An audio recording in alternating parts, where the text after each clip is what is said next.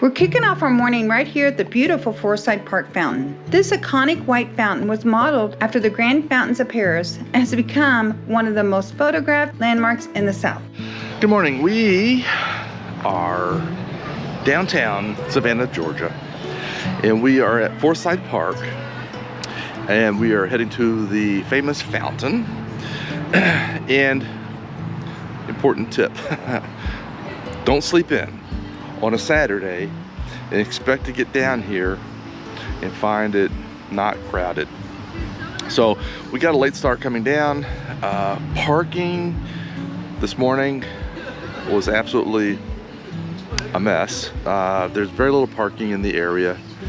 We did find a paid parking facility a few blocks away from the park, so we pulled in there, scanned the QR code. It said 10 bucks, and then after I submitted it, it said 30. So what's with that? We'll try to come back down again when it's not so busy because it's busy. All right, let's go check out the fountain. I don't think I'll be bringing the camera down to photograph this because to Photoshop everybody out of this would be, you know what, I ought to do it. I ought to take a photograph and Photoshop everybody out and just see what the image looks like just for fun. So we're here at the fountain, surrounding the fountain. Looks like there is some bricks. I'm assuming people have donated. It's very pretty. Forsyth Park is also filled with history, including the Civil War Memorial located within the park grounds. It reflects part of the Savannah's historic park. Well, it's a Saturday, and they're having some type of not a rally, but a festival. So we're just gonna enjoy that and make the best of it, and maybe make another trip down sometime for photographs. We'll see. All right, gotta find Tina. We got separated a little bit. The weekend we were there was the Savannah Arts Festival. So much to see and do. Definitely not a shortage of vendors down here.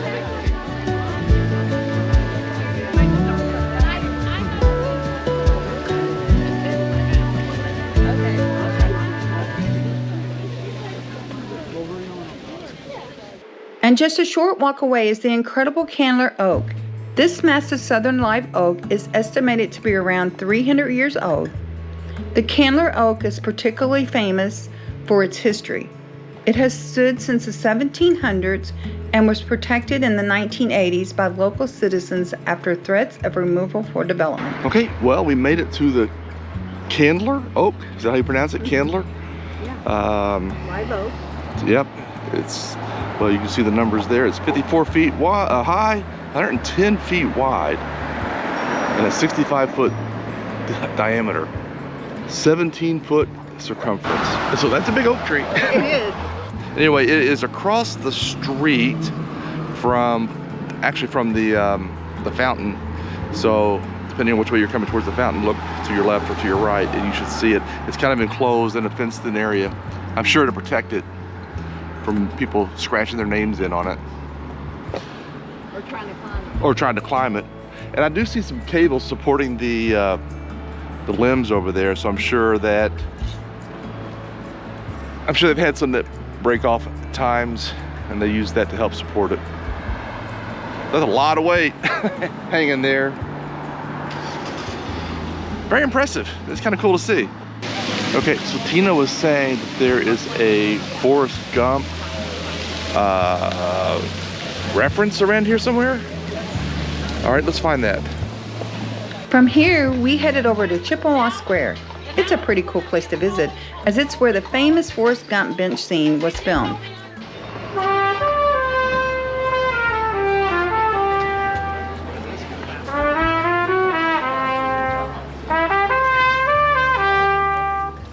So here at Chippewa Square is where the opening scene of Forrest Gump was filmed. There's the statue in the background. Now, it's been, wow, that movie's got to be, what, 25 years old now? But the bench was right here in this area. Yeah, I'm sure this has all been filled in and you know, re-landscaped. But this is where the bench was, where he was waiting for the bus, right. Where he did a lot of his conversations. Hello. My name's Forrest Gump. Do you want a chocolate? Videos are like a box of chocolates.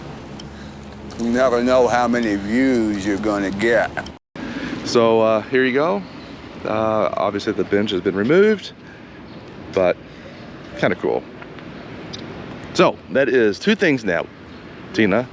Forrest Gump's bench and Forrest Gump curve in Grandfather Mountain. Forrest Gump curve. So if you've seen the movie, there's a scene where he makes this curve right here. What? Oh, the lighthouse. No, we've been to the lighthouse, but before we started the channel, the lighthouse on the that was in Maine, right? When I got to another ocean, I figured since I'd gone this far, I might as well just turn back, keep right on going. Yeah, so we were in Maine. This many years ago. Well, the week that was sick on our first trip to Maine. Yep. And then what other Forrest Gump things would we need to see? Oh yeah, that's right. We gotta go through the Valley of the Monuments. I had run for 3 years, 2 months, 14 days, and 16 hours. Quiet, quiet, he's gonna say something. Like, subscribe, and ring that little bell. Your destination is on the right.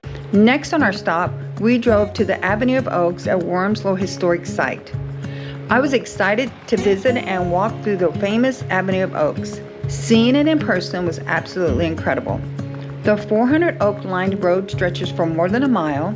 The site dates all the way back to the 1730s and was established by Noble Jones, one of Georgia's first settlers. We are at the Wormsloe State Historic Site, and we're on our way to walk down to the site where you can see the avenue of trees. So, Okay. we'll show you more about it. We almost got snookered into this years ago up in Michigan about the tunnel of trees. Yeah. We never could find it. So we weren't sure if this really existed or not. Apparently it does. All right. It's a nice day for a walk, so we're gonna do the 1.5 mile walk to the site. Okay, so here we go. The old, I guess this might be the old entrance gate, maybe. Then they said something was under maintenance, so don't worry about that. But I'm gonna turn around and show you the Avenue of Trees. So we're gonna walk the 1.5 mile hike and then probably ride on the shuttle back.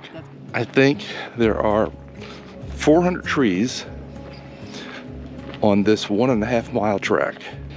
And you can walk it, you can ride a bike, or you can take the little, I'll call it a tram. And according to the persons at the front desk, you can walk down and take the ride back if you want. The trees were planted in 1891, correct? 1891. And as you can see, it looks like there's some newer ones. Maybe some have died over the years, and they're adding new ones back in. Here is that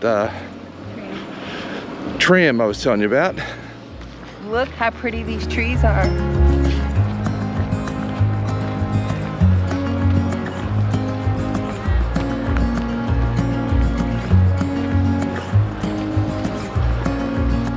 So we're gonna step off the beaten path for a moment. And over here, looks like they're making a new forest.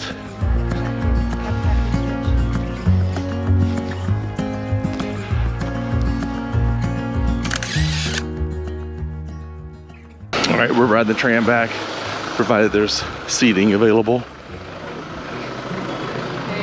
Hi, I got my badge. You can hitchhike now. Oh, you remembered, okay. Well, she passed me earlier and I was hitchhiking. And she just held her hands up like, I don't know. I'm sorry if you already heard the safety spiel on the shuttle, but I have to give it again. So first off, stay seated for the whole shuttle ride, and keep hold of all your personal belongings. And also, I don't usually give a tour on the way back, but I'm more than happy to answer any questions y'all may have. So whether it be history related, nature related, or if y'all want restaurant recommendations, I'd be happy to help.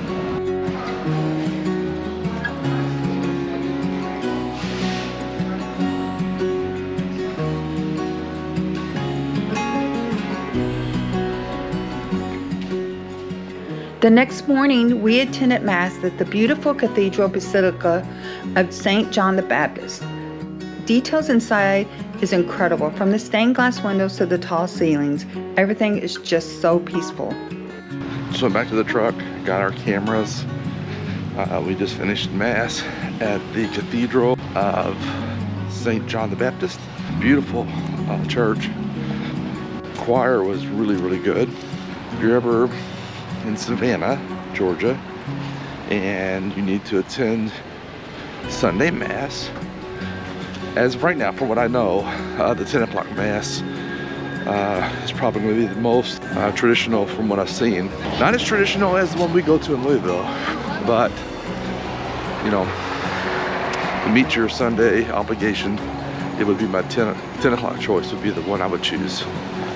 No Latin Mass.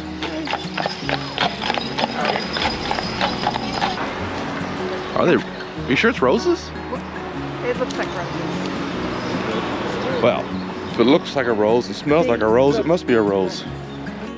Yep. All right. So after Mass, we walked in, what, maybe 10 minutes? Yep. Down back to Forsyth Park. Hopefully there's not too many people. See what we can do. It's not that busy. Yeah. It's a beautiful morning to walk, though. Yes, it has been. Very much. I guess if you lived down here, you really wouldn't have to go to the store to buy Spanish moss, would you? No. You just yank it from the tree and run. Well, I don't know if you can do that or not.